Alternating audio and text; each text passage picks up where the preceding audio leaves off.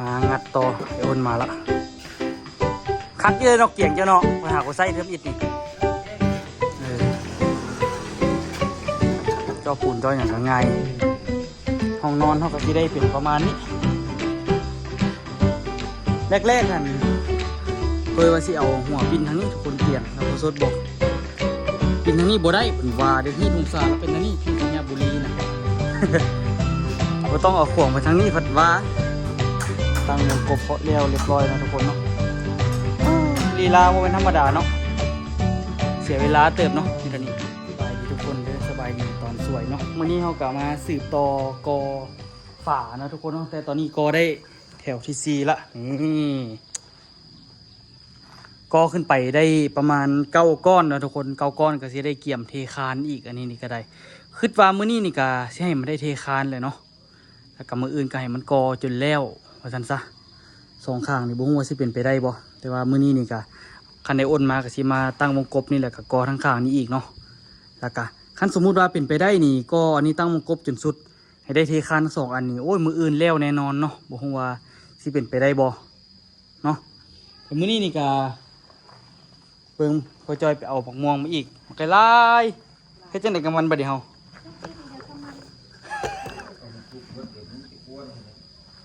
จ้อยเด็กดื้อกินนั่นกินนี่ดีนะไปเท่าใกล้สบายถ้าหนอนดีปะไกไล่มันเป็นพญาติล่ะนอนมันเจาะซื้อแมงวันเหลืองนะนอนแมงวันเหลืองนะส่วนหลายนะเจาะพวกนี้นี่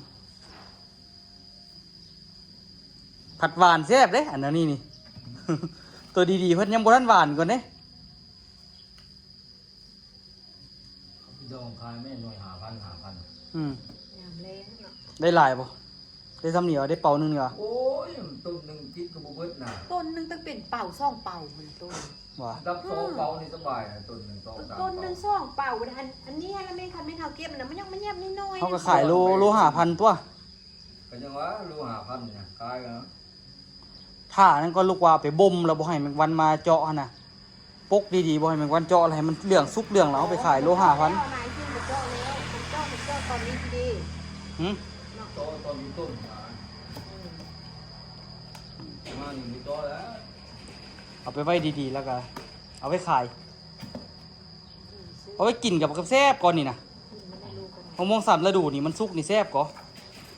ใต้บุรีแซ่บก็เขียวเสวยอีกเพราะมันหวานมันแซ่บมื้อนี้ทุกคนตัวชีได้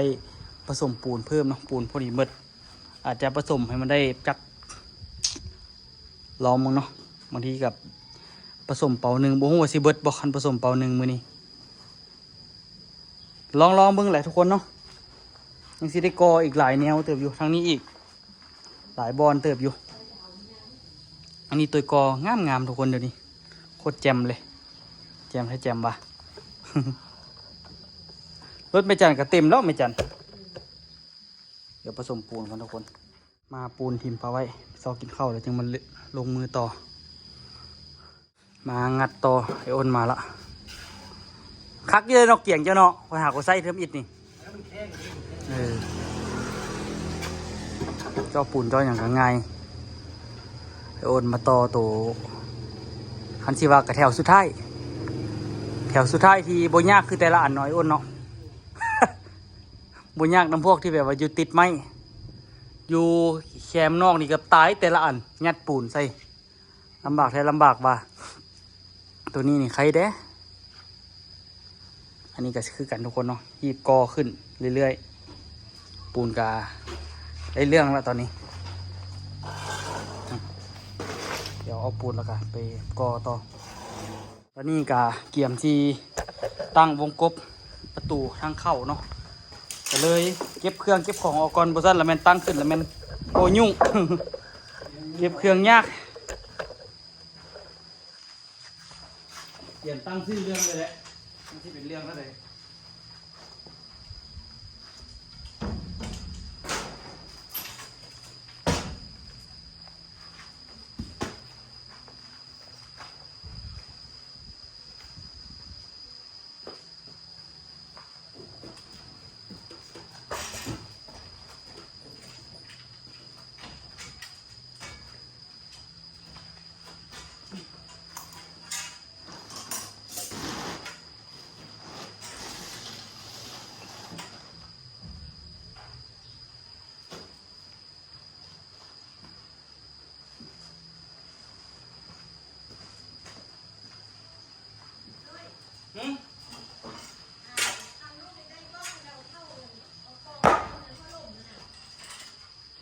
อันใดเอ้าเมกิ๊กสิมาส่งคุณเรียบร้อยแล้วซื้อได้เมกิ๊กโคแห้งแล้วเดี๋ยวเขาก็มาส่งแล้ว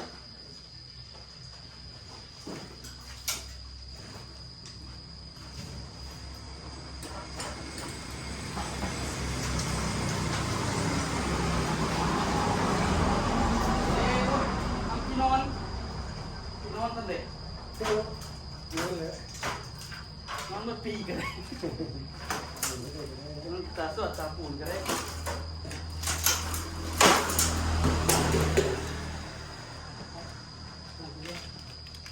จะไม่ใส่ยังไง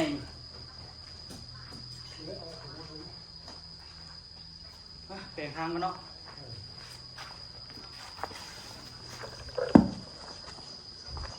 ห้องนอนเขาก็สิได้เป็นประมาณนี้แรกๆกันตัวว่าสิเอาหัวปินทางนี้ทุกคนเตียงแล้วพอสดบอกปินทางนี้บ่ได้ผลว่าได้ที่ทุ่งสาแล้วเป็นทางนี้พี่สัญญาบุรีนะ ว่าต้องเอาขวงไปทางนี้ผัดว่าแน่นอนพอสดว่าคันว่านอนไปทางนี้แล้วมันคืออันน่ะทางนอนคนตายว่ะสันทางนอนคนตายต้องนอนตัดว่ะนอนเขาก็ได้นอนไม่เลิกนอนรับคืนเขาได้นอนไปตามนอนคืนก็เลยแบบว่าอ่ะ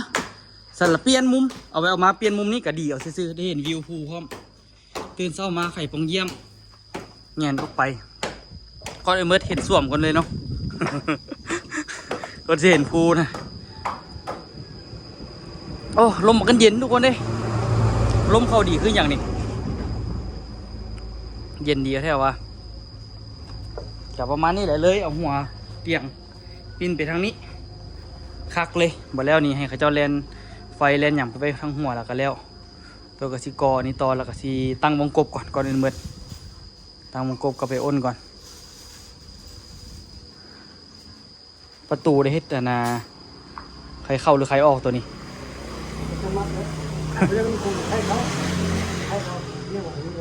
ใครเข้าเขาฝาเนาะไข่เข้า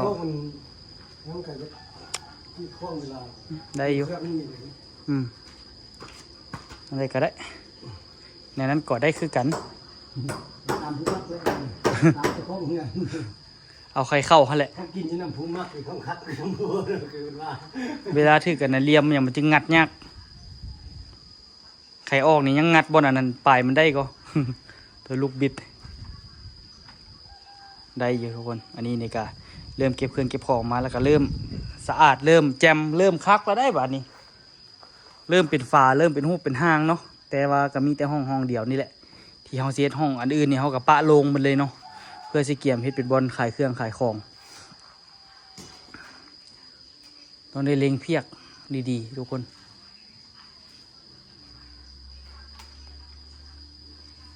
อันนี้กับตะปูตอกตีนให้กันว่าบ่ตอกตีนี่ก็ได้ตอกยึดกันดูยึดอย่างนี้เขาหมายตอกตีนมันนะเราตั้งนะตอกว่าจะตอกทำกันบ่นี่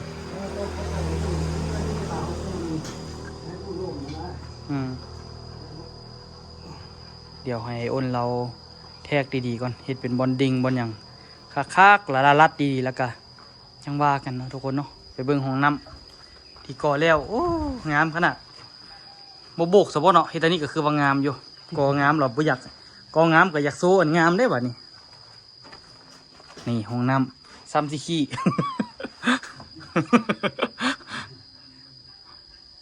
ใหญ่ได้นี่บอกใหญ่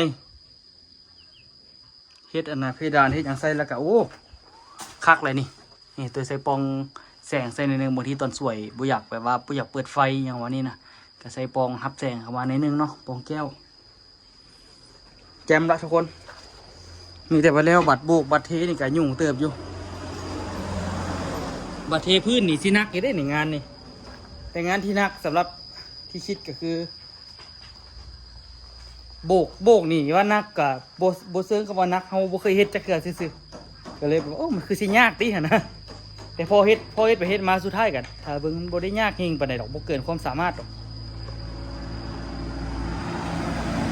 คน เดิมนี่ละอ่ะเดี๋ยวต่อฟังนี่พี่บ่า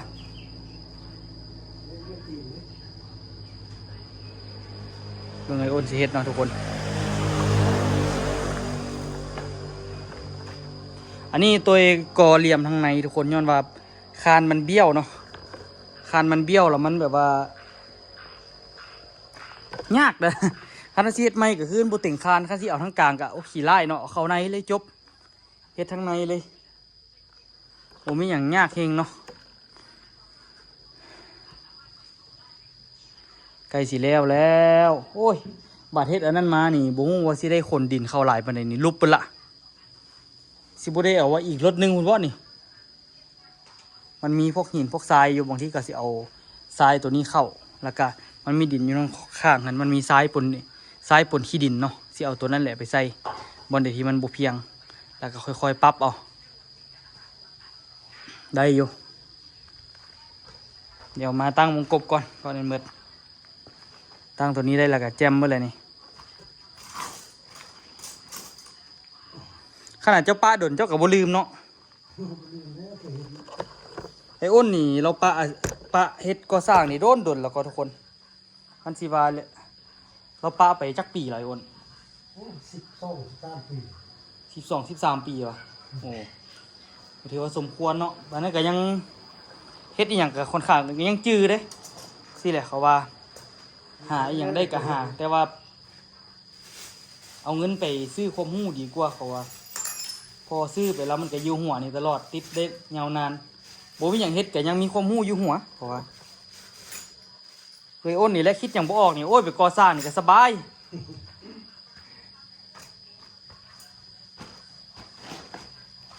ลงทุนกับความรู้พอเฮ็ดเป็นก็ได้ค่อยก็จบโครงการนี้แล้วก็ปลุกเงินเองก็ได้แล้วได้บ่ดิ ป่านฝึกงานเลยนี่นะ อันใดบ่ฮู้ก็เบิ่งไอ้อ้นเอารอบหน้านี่ก็สบายแล้วตั้งวงกบอหย่างก็ได้แต่อันตัวนั้นบ่ได้ใส่เหล็กตะปูเด้ตัวนั้น ไอ้บ่ใส่เห็นบ่ปีนมันบ่มีบ่ปูนอมแล้วมันบ่แน่นในเวลาเฮาสิล่ะเวลาเฮาปัดอันเอาทีว่าปูนมันอมเขาอยู่นี่น่ะมันแน่นตัวนั้นมันเทสซื่อๆมันบ่ได้ แม่นเอาอย่างต้อยๆบางทีก็สิง้อไปพุ่นแล้วเนาะก็แม่นหั่นแหละใส่อันนี้แล้วก็ให้พอปูนมันอม ไอ้คนนึงบ่ดิ เดี๋ยวประมาณก้อนหนึงเลยแหละเนาะ นะเอากบขึ้นมาเลย เฮ็ดจากก้อนหนึงอันนี้นี่ตกลงเอาไข่เข้านอกหรือไข่ออกใน แต่เจ้ามักได้อันนี้เลยเราตามเจ้าของเนี่ยเลย เอาเข้าในซะ เอาไหนเอาไหน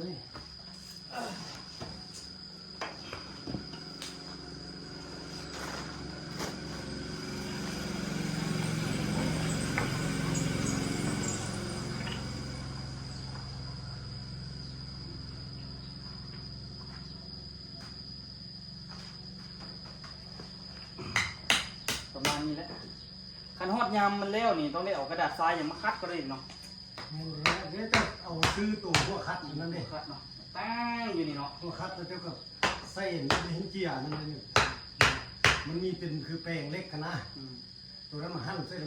ปัด เดียวนึง ปัดผิดปูนออกก่อนเนาะนี่ไม่เก่าอยู่ข้างมันเซล่าดิ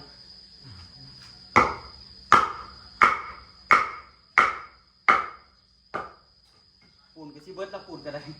แล้วจับคนพอดีก็เอาไม้นั่นให้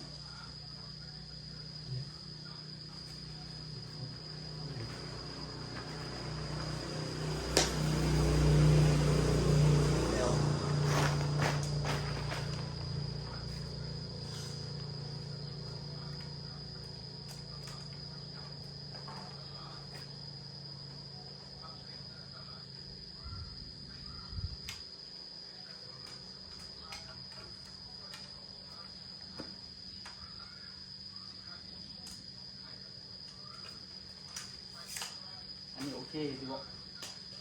ที่บอกเติมเลือกเพื่อนนั่นก็ได้ที่บอก ดิ้งพิมพ์ที่เด็ดฟ้าที่เด็ด ข้างในเด็กเห็นนี่ของน้ำคือเก่าเล็กตะปูเนี่ยก็อยู่หันก็ผ ตัวเล็กนะดูสปา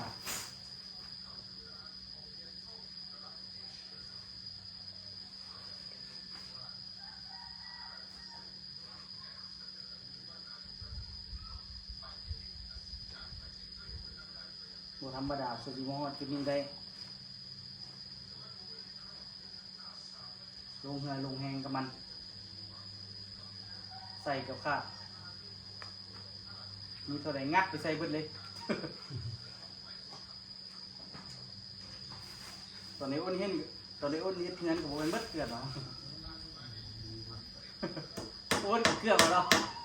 คนซื้อเขา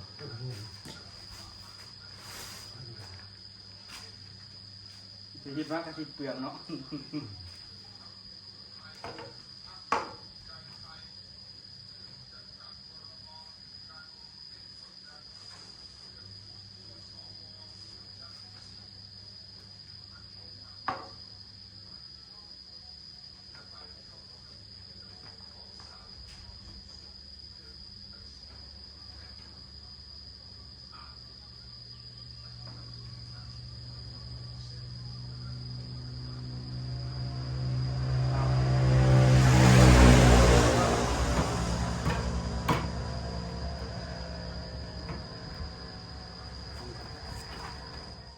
ตั้งวงกบเพาะเลี้ยวเรียบร้อยเนาะทุกคนเนาะ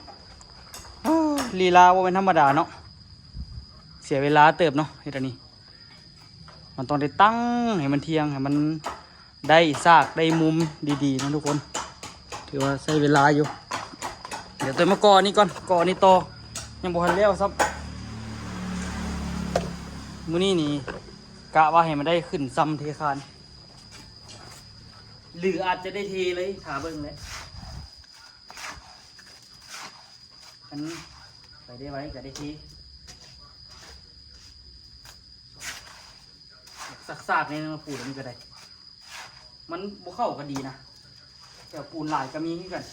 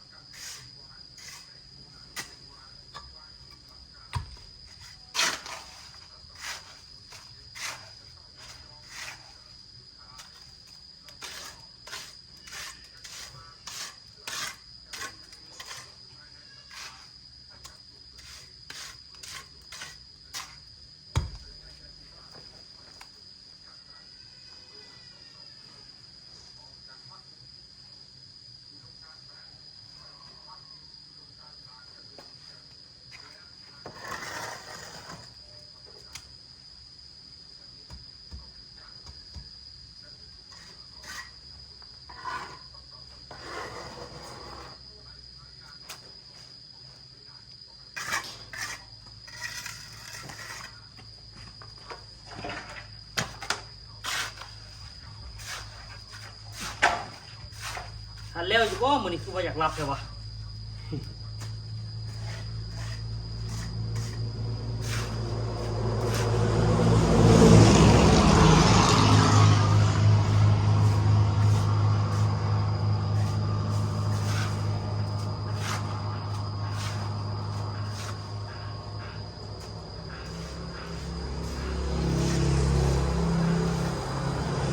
เอามาเลือกๆดู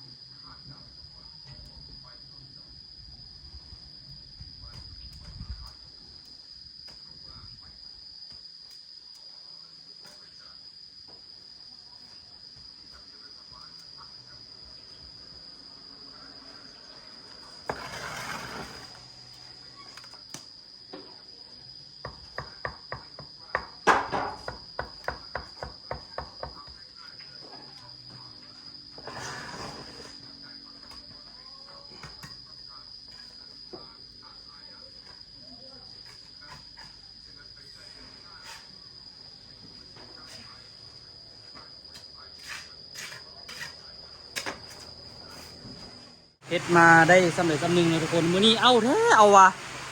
เอาบ่ได้ฝนตกตลอดทุกคนเอ้ยมัน4 โมงแรงแล้วทุกคนตอนนี้ฝนก็ตกมาแห้งเติบเลยทุกคนเนาะกลับไปอ้นกับกอนี่ไปได้หลายเลยเด้อทุกคนเนาะตัวอีกก้อนหนึ่งก็สิได้เทคานละแต่จักจังได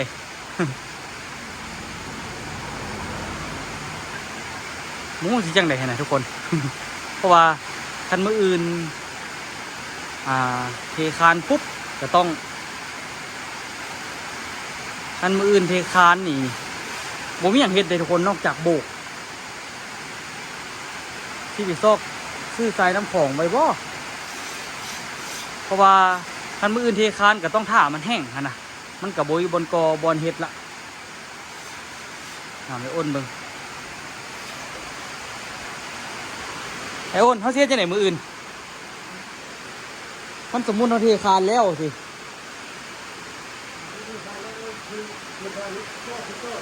ฮะปัญหามื้อนี้มันบ่ทันเทคานน่ะนะ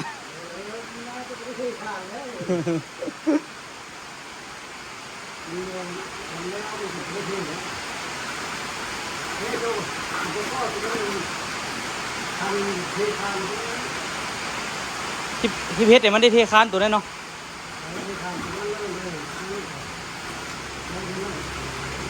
คันบ่ได้เทคานตัวนี้กับบู้เสียดอย่างละมืออื่นนั่นนะ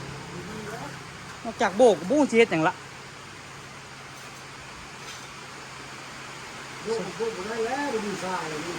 ปล่อยสิไปซอกปล่อยสิไปซอกซื้อสายน้ำของก่อนจะหู้บอลขายบ่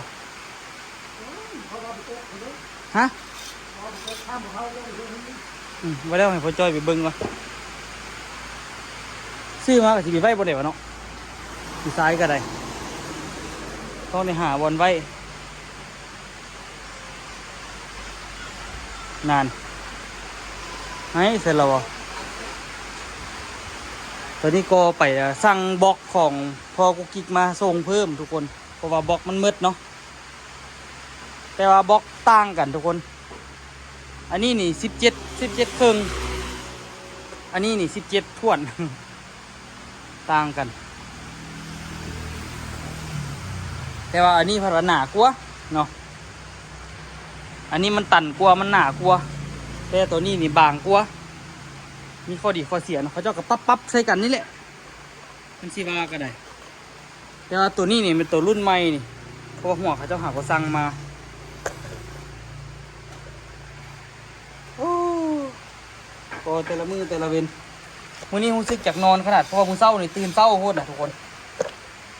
มื้อเช้านี่ใส่ตั้งแต่4 โมงตื่นมาแล้วนอนบ่หลับเลย4 โมงค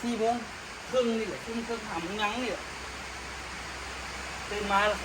ของน้ำหรอกูอยากนอนเลยมื้อนี้หานอนงับ5 ปี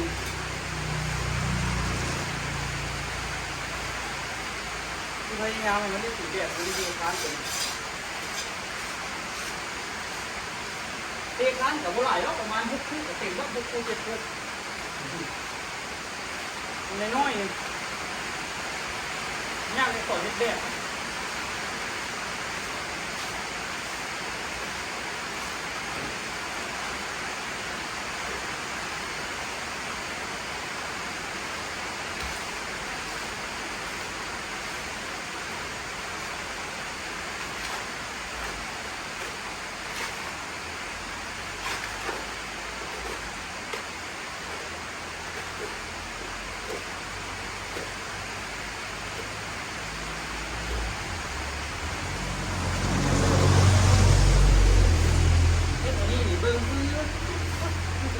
พอมาโกแล้วใช้เวลาดุทุกคนตัวสิได้นี่แต่ละก้อนบ่ธรรมดาเลย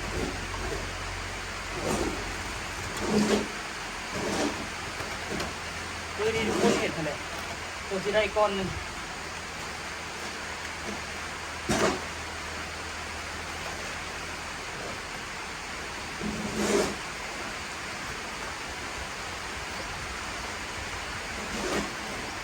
อากาศเย็นมาเลยหายใจลงในน้อยอ้วนเนาะตัวหายใจลงเลย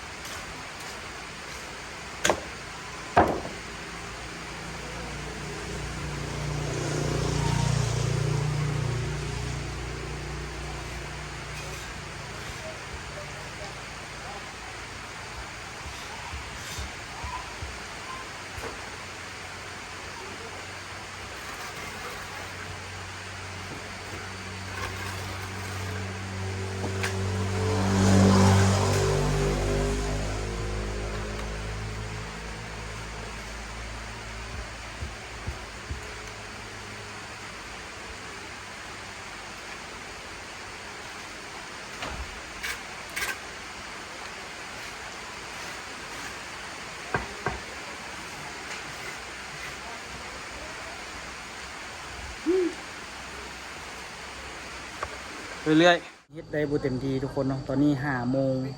แรงละประมาณ5 โมงยังเนาะปกติเฮ็ดเวียกเนี่ยปกติโทจนฮอดประมาณ6 โมงพุ่นน่ะทุกคนประมาณ6 โมงพุ่นน่ะจึงเช้าแต่มื้อนี้นี่รู้สึกว่าบ่ได้นอนทุกคนเมื่อคืนนี้ได้นอนอยู่แต่ว่าเป็นตื่นดึกโคตรเรามาเฮ็ดหลังเฮานอนงาบอยู่เฮ็ดไปก็เฮานอนงาบเมื่อยอยากหลับเลยเศร้า บอกไอ้อ้นก็จมเมื่อยในมื้อนี้เองก็เมื่อยในเศร้าอยากหลับว่าสิตั้งใจเฮ็ดอันนี้ให้มันแล้วให้มันได้เทคานตัวนี้โจะมื้ออื่นนี่คันได้กอนี่ได้เฮ็ดแต่เครื่องมือนี่ก็ได้เศร้าแล้วมื้ออื่นเพราะว่าอันน่ะเทคานอันนี้มันเป็นไปได้นี่พันพ่อจอยฮู้บอลซื้อทรายน้ำของอันนี้สั่งมาเลยพ่อจอยมีเบอร์บอลทรายน้ำของบ่พ่อจอยฮะซอกมาเหมือนกันห้องสั่งทรายมาไว้เลยเพราะว่าคันว่ามืดเวียกนี่กับพอได้โบกต่อหนนะเห็นมฮอดนี่ก็ถือว่าเติบหนึ่งแล้วนะทุกคนเนาะเป็นรูปเป็นทางของห้องนอนละโดยกะเฮ็ดได้สำนิมื้อนี้แล้วก็แกะนั่นแกะนี่แล้วก็สวยอ้นยืนพวกบล็อกพวกอย่างให้เนาะมื้อนี้ก็ถือว่าเติบหนึ่งแล้วแหละทุกคนเมื่อยลอย จบเศร้ายังบ่ทันมืดซ้ำมื้อนี้ให้โอนกะเฮ็ดอันนึงแล้วก็โจ๊ะเราก็ได้ซ้ำปูนนี่ห้องนอนเฮาเป็นห้องเป็นทางประมาณนี้เด้อ